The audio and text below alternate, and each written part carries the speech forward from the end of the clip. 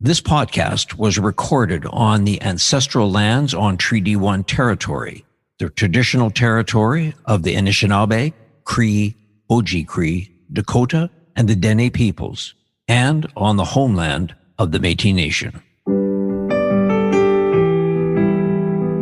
This is Humans on Rights, a podcast advocating for the education of human rights. Here's your host, Stuart Murray. On today's episode, I am joined by Councillor Markus Chambers. He is the first Black person to be elected to City Council in Winnipeg. Good morning, Markus. Good morning, Stuart. Thank you for having me this morning. I'm very excited to have a chat with you. Well, you know, as am I with you. We've got some ground that we've covered off together, which we'll get to. But what I'd love to start off with, Markus, is a sense of who are you? Where did you go to school? I know you're a Winnipegger, and I have the benefit of knowing a bit more about you than perhaps those that will be listening. But give us a sense of who are you? Where'd you go to school? And talk about your parents. Give me a sense of who's Markus Chambers. Well, Markus Chambers started in 1964 in Birmingham, England. My parents had emigrated from Jamaica to England in 1955, part of that diaspora that left Jamaica to go to the UK for their post-secondary education. They met while traveling on the boat to the UK and courted shortly after landed and got married and had all of us children were born in the UK. I was born a twin, but my twin sister passed away just before our first birthday. We ended up immigrating to Canada in 1967. That was Canada's centennial year. So I was 3 years old at the time. So essentially, Winnipeg and Canada is all I've ever known in terms of cognitive thinking.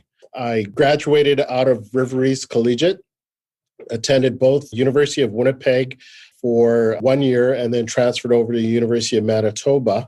I had dreams and aspirations of pursuing law, but was also a student athlete at the time as well. So I think it was my last year, I had broken my ankle just as I finished my undergraduate degree and took that year off, started working for the provincial government in youth care. And I think my career took off from there. I spent 9 years with the Department of Family Services in the Income Assistance Program before moving over to the Department of Labor and Immigration, where I spent the greater part of my career working for the provincial nominee program, which was a great opportunity in the sense that it allowed me to actively bring skilled workers and business investment to our province and diversify our province accordingly. We traveled throughout the world, as I said, recruiting skilled labor and seeing how other education systems are set up, seeing how other employment is set up, and other cultures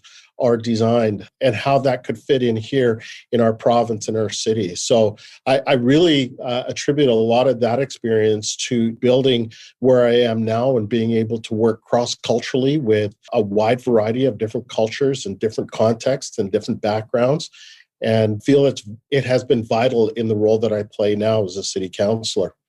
For sure. Now, so Markus, let me just ask you just to come back, because anybody who's an athlete that breaks their ankle, what was that all about? What sport were you playing that caused you to...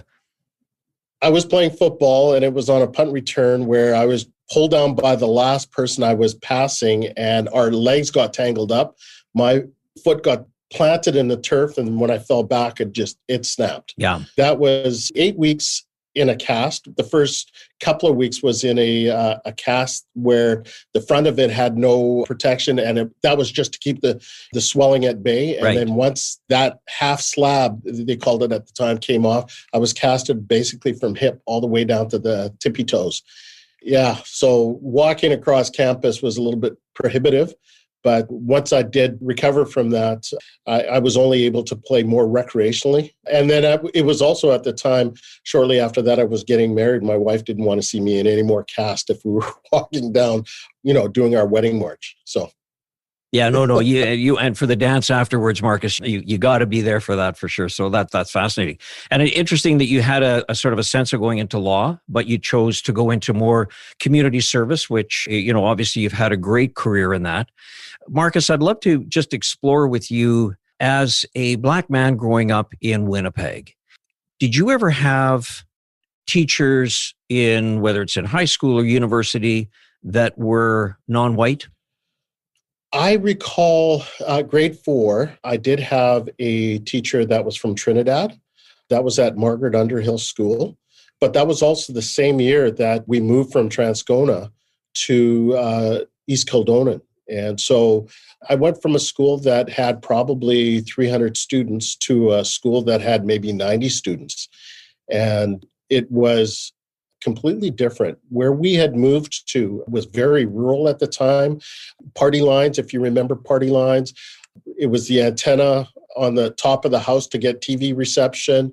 We had well water and septic tank. It was very, very rural. So moving into a situation like that, my brother and I were the only 2 people of color in our entire school. So it felt very differently. And of course, there was no Black teachers in that school at all. So it was an adjustment for both myself and my older brother. But my parents, to their credit, kept us on the right track. They did integrate us into the activities that Canadians did. So during the wintertime, we played hockey. During the summertime, we played soccer. And it wasn't until high school that I got interested in track and football that really allowed me to be part of something in terms of a team. When you talk about integration, I'm part of something just like you are. Yeah. Yeah. And, it's fascinating because I look at you today and some of the accomplishments you have, which we'll touch on later, but they're incredible.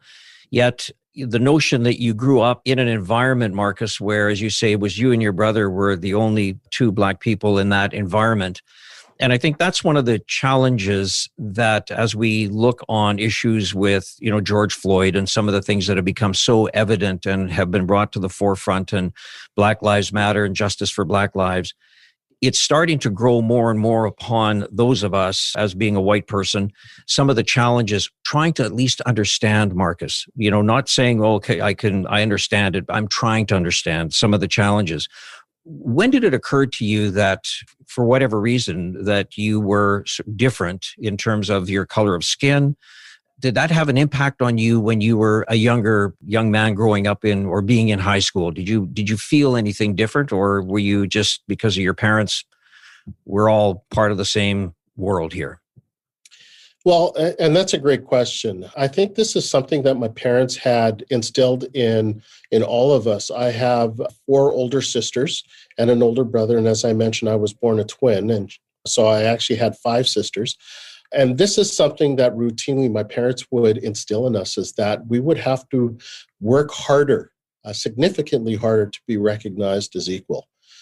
I didn't understand at the time that it was attributed to the color of my skin. I just thought as an individual that I would have to work harder.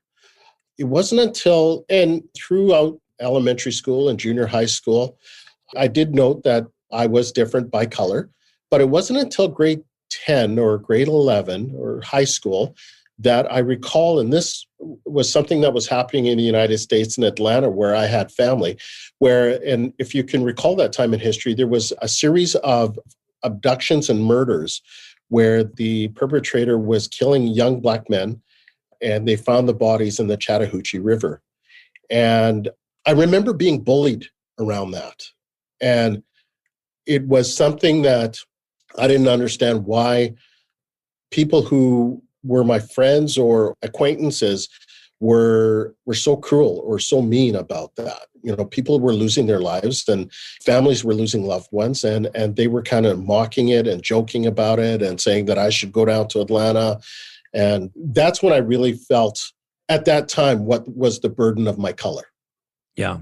And would you say, Markus, that you felt bullied, or would you say that it occurred to you that there were people in the world that we now know very well as racists? Yeah. And I was more enlightened, I would say, when I did start university. And I recall writing a paper for a sociology of law class that I was taking. And at that time, again, affirmative action was huge in the vernacular. And I wrote actually an opposing opinion on affirmative action. and saying that, and it's something that I carry to this day, and recently had the opportunity to push forward in terms of what's called a nameless resume.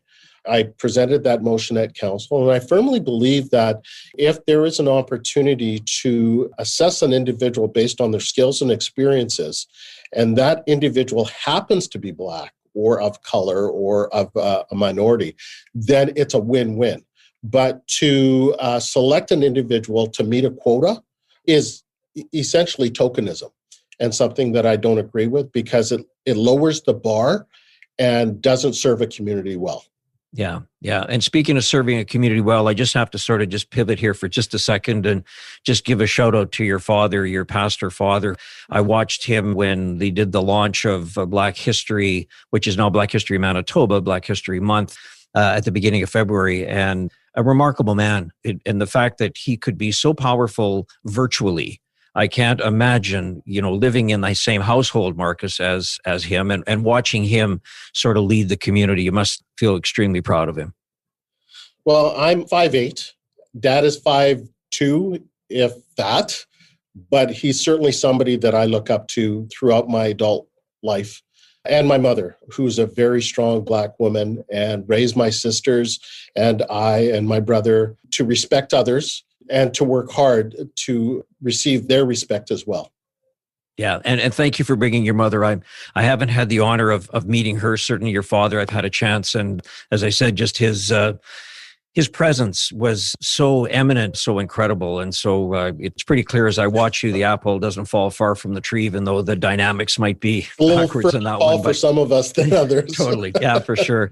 Hey, so, you spent a lot of time once you graduated, you've been in the community, you've helped people in marginalized situations, you've helped on the immigration program, as you say, the nomination program here in Manitoba. What was the modus operandi, or what just made you decide that you wanted to enter the ultimate sort of community service, if you will, and get into political life as a counselor? They have that saying, sometimes you pick an opportunity, sometimes the opportunity picks you. And I think this is certainly one that picked me. During my career in the provincial government, I'd always been asked to consider running at whether it was federally or provincially. Municipal politics hadn't even entered the fray. But when my sons were younger, I felt that it was more important for me to be ever present in their life, just like my parents were in mine. And I committed to ensuring that I, was part of their academic life in terms of school, and their recreational life in terms of sports, and not just dropping them off at their different events, but actually participating, whether it was as a coach or a manager or whatever way I could be involved, to ensure that they knew that I was present in their life, again, academically or recreationally. So my sons are now, my older son turns 27 this month in a couple of weeks. My younger one will be turning 23 in May. And I felt that at the time I decided to run, it's my time. And, having a degree in political science and sociology, politics was always in my blood. And watching my father, again, not only from his experience in the church as a pastor, but also his community activism, whether it was working in our local community. As I mentioned, we moved to East Kildonan, and the street that we moved on was near what is now Harborview, and they had a dump nearby.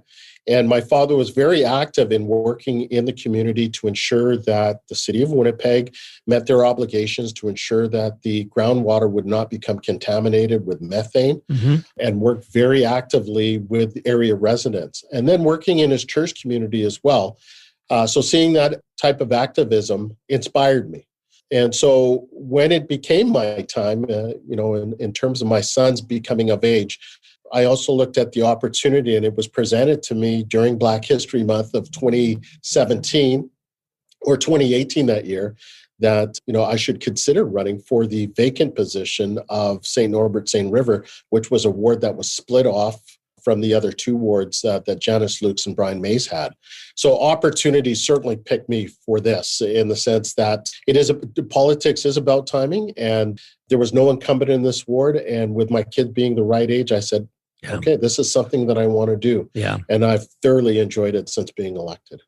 Yeah, no, and it shows. We're gonna spend a bit of time talking about that because you and I actually sit on a committee of council together that you're vice chairing, and we'll speak about that. But the first time that you and I met, I was involved with the Canadian Museum for Human Rights, and I remember meeting some of the people in the community who were a part of the capital campaign, to, of course, led by Gail Asper, but so many people involved. And you were one of the first people that I met on that campaign. And yeah, you were, what did you spend 9 or 10 years at it, Marcus? 10 years, yeah. 10 years. Year one, I'm sure you'd have thought, okay, I'll do this for maybe a year or two. And then, but there you are, 10 years. And you made a significant impact on the Canadian Museum for Human Rights through the community fundraising that you so passionately did year after year after year. What made you get involved in the Friends of the Canadian Museum for Human Rights? Oh, that was simple. That was simple. First of all, I had the opportunity to work with Gail Asper while she served as campaign chair for the United Way of Winnipeg, which was one of the organizations that I spent 6 years participating on as well, from 2002 to 2008. And getting involved, first of all, it's an honor to be asked to sit on the Board of Trustees for the United Way of Winnipeg. It's a great agency here in the city. And then to sit around a table with so many luminaries and industry captains, I felt a little bit intimidated, but also I felt valued in the sense that they were seeking my opinion out with respect to, and at that time I was just new in my career in immigration, and they wanted somebody that had the voice of the newcomer community. And so I felt honored in just being asked questions while sitting at that table. And then, through that work, Gail had talked about the Friends of the Canadian Museum for Human Rights. And that's where, again, opportunity picks you, because with my background in sociology and political science and studying U.S. history, human rights was something that I've always been passionate about. So this was an opportunity now to utilize, what I'd learned and my interest towards something that I would see starting from the ground and building on that here locally in the city of Winnipeg. So it was a no-brainer for me to be part of that campaign. I did question what I had to offer in terms of, I know they were trying to raise huge sums of money as this was a huge undertaking. What could I do to be of value? So one of my passions is golf. And I thought, let me start a golf tournament. And we started Drive for the Stars. And it was grassroots in the sense that we were able to start with a little seed and plant that seed and let it germinate. That's how we spread it among people who weren't $1 million donors, but could afford to provide $250 or $1,000 or what have you. And over the course of Drive for the Stars, we raised close to $150,000, which is incredible for this community. Not only that, Marcus, but I think you talk about giving sort of like a grassroots opportunity. I think it also did another thing, and it brought people who may just be interested in golf with some friends to get connected to what you were trying to be a part of, which is this Canadian Museum for Human Rights. A lot of people wouldn't know, what does it mean? They've heard about it. It sounds reasonable, but every tournament of which I was able to participate in, you always made sure that people were connected to the cause, understanding that. That was really, really well done. And you must feel great about it because it was really, really a lot. I mean, hard work for 10 years. You talk about a decade, but look at the results that you did. So you must, when you reflect upon that, and then every time you happen to drive by or go inside the building, you must feel pretty good. I do, but there's also a byproduct that has happened, and something that I think I'm very, very proud of. My sons were able to watch what I went through in organizing those events and what they represented. And I might get a little teary here, but both my sons have really taken up the charge to give back to their community. And that's what's been important to me. My older son is very active in his employment with connecting his roots and heritage, especially through Black History Month. My younger son did the Sleep Out Challenge with Siloam Mission, addressing homelessness. And throughout the pandemic has just delivered 3,000 pounds of food to Salome Mission, Aiding Hope, and Salvation Army. And it's an incredible milestone for them at such a young age, at 22 and 26, to accomplish that and think about their community. So I'm hoping that they've taken that initiative, not only from me, but from their mom, who's also involved in the community and looking at what their grandparents have done, and now taking their time in the sun to give back to the community. That's what I'm incredibly proud of. Well, you demonstrated that clearly. Both your mother and father demonstrated that to you. You pass it down. And I can sense in your voice, and I can see why you would be proud of that, because you know more than ever now, as you sit as a city councillor, you're an ultimate servant of the public, the importance of community, the importance of giving back, the importance of understanding that we're only as strong as the person on each side of us that makes that difference in terms of giving back. I want to talk a little bit about the role that you find yourself in now as a counselor. And I'm going to just make reference on my notes here, because I know that you are on the standing policy committees, finance, water, waste, river and banks, innovation, and you are now the police board chair, as well as you and you and the mayor chair this, co-chair, but the Human Rights Committee of Council. That's a tremendous portfolio, particularly the deputy mayor's position, Markus. What's in the life of a counselor named Markus Chambers? Start us off first thing once you get out of bed. Well, my phone is plugged in right beside my bed, and get my news feeds as soon as I wake up to see what's going on. On the way in, I'm trying to listen on the radio stations that will provide an indication of what's going on. One of the things that I didn't anticipate, we all didn't anticipate, was this global pandemic and what the impacts would be, not only to our city or province and our country, but worldwide. So it has been such an incredible learning experience, especially this last year. When Mayor Bowman tapped me to become deputy mayor, I was incredibly excited. But again, what value can I add? I'm so new to this. But he allowed me to explore the things that were passionate to me and passionate to my community. And Right. When I say my community, I'm talking not only the Black community, but I'm talking the community that I represent in terms of St. Norbert, St. River. So easily, it was a situation of drinking from a fire hose those first days when I got on it, probably the first year when I got on, just being part of the budget working group and, serving at that time as vice chair of the police board and serving on the different committees. After that first year, it's still drinking from a fire hose, but at least I'm able to control the nozzle and the flow of the information, the flow of all of the things that counselor is responsible for. Having the right person as an assistant, and I'm going to give out a shout out to my assistant, David Fanbula, who has organized my office to the extent where I don't have to second guess, what's going on. He's tackled it, and that's made me more successful as a city councillor. And now sitting on as chair of the Winnipeg Police Board and seeing the social justice movements that has taken place as a result of what's happened in the United States and here in Canada, with the killing of George Floyd, Breonna Taylor, and others, and here in our own city, that we have to be held accountable for in terms of changing the way policing is done and this institutionalized practices that are part of our society and part of policing. That's important to me and important to others who have shared their own experiences on why we need to evolve policing to reflect what our community now looks like in terms of diversity and inclusion.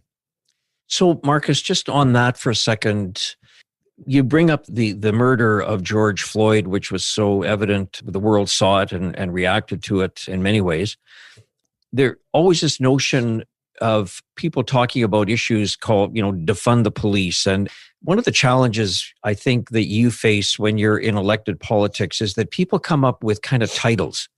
Defund the police. Okay, so what does that mean? Where there's a conversation around that. I think that that's one of the areas that is always a challenge. I just will tell you very quickly, when I spent time working for Prime Minister Brian Mulroney, and he brought in free trade, and people would sort of say, oh, wow, great. So now we don't have to claim anything. We were always kind of doing the small little lie as we were going across. No, we didn't buy anything, wearing 3 coats and all that sort of stuff, saying, oh, we don't have to claim anything. Well, it's not quite, but that name gave that or conjured that idea. And you get into this defund the police, and people sort of jump to conclusions. And I think it's fantastic that somebody with your background in the community and who you are as a man of color to be involved in that. So can you just share with us sort of some of the hopes that might come out of this with you being involved in that capacity? Well, the whole defunding police, I see, and this is my own opinion, and I'm hoping that as I share this, there'll be that understanding. I see the issues of systemic racism and institutionalized practice that marginalize communities as being very distinctly different than the whole defunding police movement. The defunding police, I think, more speaks to the fact that police are actually responding to calls that are better served by other agencies, such as dealing with mental health, addictions, homelessness, youth at risk, families at risk. And if there was agencies that dealt with that in terms of a 911 response or a 211 response, that the calls for service would decrease. And accordingly, the need to have a police complement of 1,300 members would decrease as well. And that's where the cost savings would come in. And those dollars could be allocated towards other resources, such as preventative measures, such as community services. So making sure that kids and youth have enough activities and options to be involved with that lead to better outcomes for them. When I look at Aisha Hudson, that's a classic example. If there were more community services in place to help her connect with her community, I'm certain the outcome would be different than what we saw last April. So again, I see it as 2 different distinct movements. Again, trying to deal with anti-racism, the institutionalized practices that have marginalized communities, and then the piece of calls for service that need to be aligned to a proper service agency.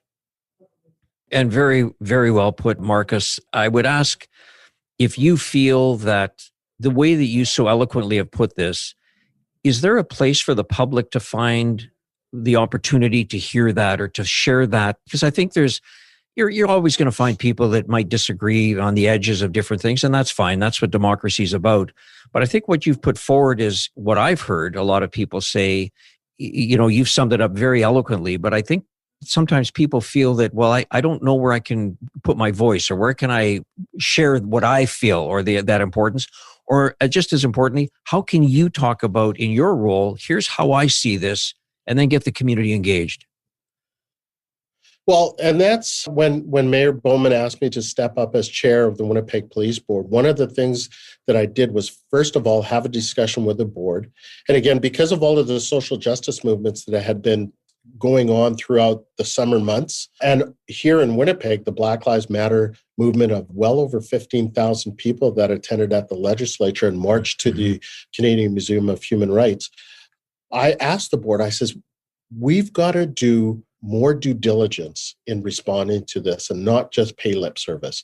So this iteration of the board, with me as the chair, I want to commit ourselves to more dialogue, to seeking out groups that we haven't previously spoken with to get their valuable input and not just dismissing some groups as extremist or fringe, but actually listening and validating the concerns that they have and seeing how we can work towards a common ground. Because I think it's going to better serve all of us, not just those that are marginalized, but all of us in our community, if we're treated with the respect and dignity as citizens of this great city.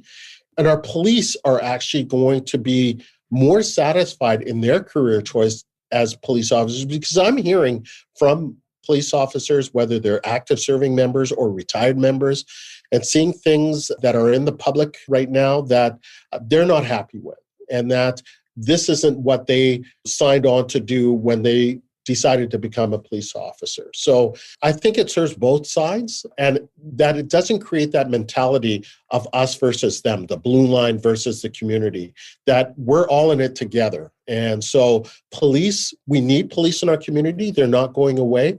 So in addressing this, they have to be part of the solution and part of the conversation as well. Right, right. And I love that. And I want to just go to your something you picked up. You're going to make me read because it was on your website. And you talked about the fact that you wanted to be part of a city hall that's visionary and forward thinking. And I think what you have just laid out in this conversation is exactly that.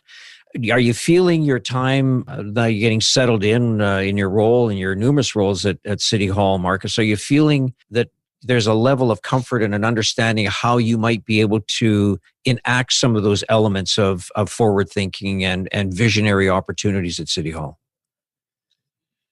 Yeah. And now that I'm very much more familiar with the way the process is, the individuals, the stakeholders, I try to work in a very collaborative space. I don't have all the answers. I don't have all the solutions. We can work together and seek them out. And that's where right now, in terms of being comfortable with knowing what the processes are, knowing the stakeholders, and just being able to connect people together to have those conversations, I think is part of the best assets that I can contribute in finding those issues of common ground, and then finding the solutions out of those common grounds where we can come together or come to consensus on. So I think that's one of the greatest values that I have, and where I'm very much more comfortable in working as a city councillor is working in a very collaborative space. You clearly exude that in your answers and in your actions, frankly. How would you explain to somebody who would say, if the issue of systemic racism comes up, just in a general conversation, and people would say, well, you know what, I know that there are people that get bullied or there are people that are maybe marginalized, but I don't think there's systemic racism.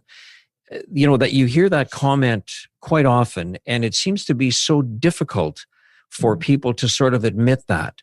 And, you know, I would say as somebody who is a white male, that is part of my conversation to sort of really understand what does that mean. And I'm learning more about this term that you've got to start to unlearn some of the things.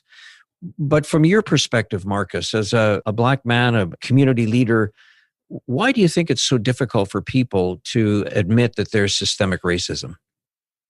That's a great question. And I think it does delve back to that we want to believe the best about ourselves and about our society and our community. I've had the opportunity to connect with Donovan Bailey on LinkedIn, and he's very inspirational as well. In terms of the conversation about racism here in Canada, he's coined it as racism with a smile, right? So it is that those microaggressive actions that I see on a daily basis. And those are the things that, as they add up, it does weigh on your mental health and well-being as a person of color. It's never going to be, you know, and I talked about being bullied and some racist actions back in the day, but it's those microaggressive actions now that, again, really start to add up and chip away at your psyche. When I think back to just before George Floyd, in that unfortunate incident, I think it was the Sunday before, Chris Cooper was in New York City Park bird watching and came upon Amy Cooper, who was of no relation, but was walking her dog. And he asked her to leash her dog because the area that they're in is a protected area. And she turned around and weaponized his race against him by saying she was going to call the police and they would do whatever because she felt threatened. And she was a white woman. And she was a white woman. And so, you know, for myself, who is educated and I'd like to say articulate, I would probably be more representational of a Chris Cooper than I would be of a George Floyd. And so recognizing that could happen to me and is more likely to happen to me, right, gives me pause for concern. And so it's those microaggressive actions that on the daily, and now we're also dealing with COVID and the isolation. What I've done is associated myself with a support group of Black men who we try to connect every week or every 2 weeks just to share with each other and check in with each other. Yeah. I'm meeting later on today with Andrew Harris, the running back for the Winnipeg Blue Bombers, who created the Check-in Challenge. And in part, it is that where we're checking in with one another and ensuring that our mental health and well-being is being taken care of so that we're not feeling bad about ourselves because of the color of our skin, feeling isolated, that we have each other to rely on to uplift each other and accordingly uplift our families. Mm-hmm. Yeah, no, that's such a great thing. And I've had a chance to sort of watch some of the things that Andrew's doing in the community. And I must tell you, I think that I've got you so focused on this whole issue of systemic racism, and it's such great things to hear your voice. But the point I just want to sort of take a little bit of a poke at you, as you mentioned, you're going to meet with Andrew Harris, Grey Cup champion, Winnipeg Blue Bomber, Andrew Harris, member, right? I mean, I know that you're such a huge booster. I always see you wearing your Bomber stuff, so it's so great. But yeah, I mean, again, you have these leaders in our community, and good for you for talking about that and making that happen. I want to just pick your brain a little bit on how you think the importance of moving Black History Month to become Black History Manitoba. Just share your thoughts on that, if you will. For me, it's always been about education. And I think that is derived from my upbringing. My parents always talked about education being the great equalizer. And so with the fact that Black education is not taught in the Canadian curriculum, it's something that we pay a particular emphasis on in the month of February. I partnered with the Black History Manitoba group to design a t-shirt that on the front of it says, know their names. And then on the back, it is inventors whose innovations or inventions have helped not only the Black community, but mankind. When we look at the elevator, the traffic light, the cell phone, the process of plasmapheresis separation from blood products, the cotton gin, all of these inventions were done by Black inventors, but their names are not widely known. And as a result, some of that history is lost. So we have to educate the entire community to know that throughout the years, there have been contributions by the Black community that have gone to help mankind. And that ties our past, by having those names on the back of a t-shirt, which we're hoping to hand out to thousands and thousands of school children at no cost so that they can share that information and disseminate it to a wider network, but also looking at our Black businesses, our Black-owned businesses, and through their spirit of entrepreneurialism, their current contributions towards economic growth and stability here in our city, province, and throughout our country. What a great thing, Markus. Can you just give a shout out if somebody is listening, if they want to get one of these t-shirts, how might they do that? And I'll also post it on my website, as I'm sure it's on yours. Well, yeah, and I'm just going to go off camera here for a second because I do have the t-shirts. Andrew Harris and I, as I said, are going to model these t-shirts. He more than me. So this is what it looks like. Yeah. With their names. Yeah. And Black inventors. And then on the back, on the reverse, is the names of the inventors. So again, this is a great way of disseminating that education of their contribution. Isn't that fantastic? As we sort of wrap this up, Markus, I've always admired you for what you've been able to do and how you've been able to sort of position yourself. You are clearly a leader in the community. And as I sit on the Human Rights Committee of Council with you and Mayor Bowman, I look at some of the activities and how you're challenging us to do initiatives where you're encouraging citizens to sit on boards and commissions, to get involved, to get active. And I think that that's one of many, many things that in terms of your leadership that we're fortunate to have as you take your position at City Hall. So I thank you for your public service and thank you for what you've done and what you've done in the community. As I say, I'm a little bit biased because you did a tremendous job at the Friends of the Canadian Museum for Human Rights when I was there, and I saw you in action, and you're a force to be reckoned with. So thank you so much for that. I wanted to just sort of on a call to action way to sort of conclude this, Markus, to see if there's any movie or documentary you would say, these are, if you want to talk about whether it's systemic racism, leadership, anything at all, if there's a movie or a documentary, you might sort of say, here's one I'd recommend. Great question. In terms of movies, I was really impacted by the movie Mississippi Burning when that came out. And I remember just actually sitting in the theater after the movie had ended and how impactful it was for me. And again, being brought to tears. And then more recently, the movie Selma. Yeah. We lost John Lewis in 2020, but just seeing how he had an impact on race relations in the United States and the struggles through the 60s, 50s, 60s, 70s, and now 2020. I've said publicly that some of these social justice movements that we've had of recent have been some of the largest in modern day history. And so those two movies for me really had an impact, Mississippi Burning and the movie Selma, in terms of what they represented as the struggle. It's almost that, we march in unison and we lock elbows and we try to move forward step by step. And then things happen to bring us 2 steps backwards. Yeah. But we need to be persistent and continue moving forward together. I also recognize in terms of our Jewish community and the rise of anti-Semitism and want to work with our Jewish brothers and sisters to recognize that we need to continue on together and work through this struggle so that we can be recognized as equals and be recognized for the value that we all bring to our collective communities, but to the wider community at large as well. Well said. And that image of being, locked arm in arm, moving as one, that's extremely powerful. Thank you for sharing that. I'm going to ask you the same question about a book. Is there a book that you would recommend or that you might suggest people that are listening should check out? If you've ever had the opportunity to read Langston Hughes, I highly recommend it. A lot of his poetry, his freestyle, there's so much value in his content. I recommend it to anybody, whether you're a young Black man seeking to find your way, whether you're a white individual that wants to feel some strong and very visceral emotions. Langston Hughes is a good read. I don't know this, so I'll ask you, what's American-Canadian background?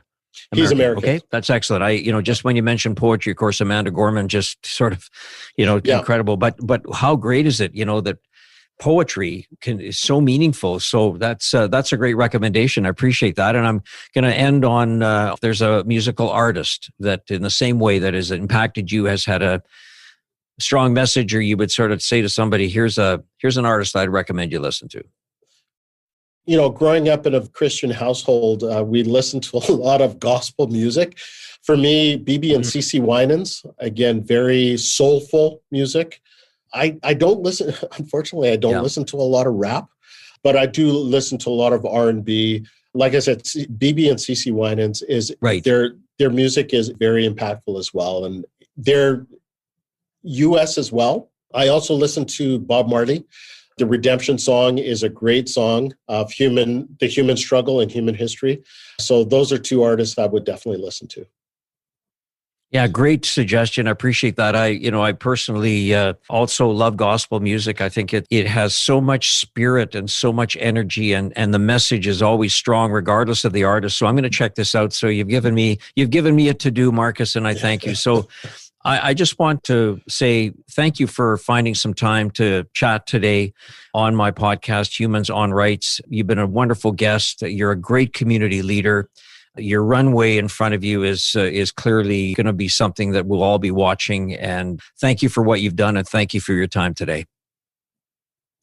Thank you, Stuart. And I'm looking at the jersey behind you, and I'm hoping that's the one with Jerome McGinley's signature on it as well, which, again, seeing Black people and brown people now being part of that great Canadian sport, hockey, I mean, it makes my heart sing. It's part of the inclusion package that we as immigrants who come to this country idealize, that says we can participate in anything that we want to try and, hasten that opportunity to become Canadian. So thank you for interviewing me. You're an individual that I've always respected and admired, and to have the opportunity and honor to be interviewed by you, thank you very much. You've made my day today. Oh, you're very generous. So I know this, that before we started, your phone rang at least 3 times. So you put it on silent. So I can't imagine how many messages you had since we've been talking, but go out and continue to do the great work you do. And again, thank you very much, Markus Chambers. Thank you, Stuart. Take care. Humans on Rights is recorded and hosted by Stuart Murray. Social media marketing by the creative team at Full Current in Winnipeg. Thanks also to Trixie May Bituin. Music by Doug Edmond. For more, go to humanrightshub.ca. A production of the Sound Off Media Company. Hi, I'm Michelle Davis, host of Maverick Makers. Every week, I'm meeting entrepreneurs and intrapreneurs who are making it happen. These bold thinkers are taking big risks, are trailblazing the way in their industries and lives, and are changing how things are done or made. You will learn about their journeys, their lessons learned, and their biggest Maverick moves to date. Listen to Apple Podcasts, Spotify, Amazon Music, or at maverickmakerspodcast.com.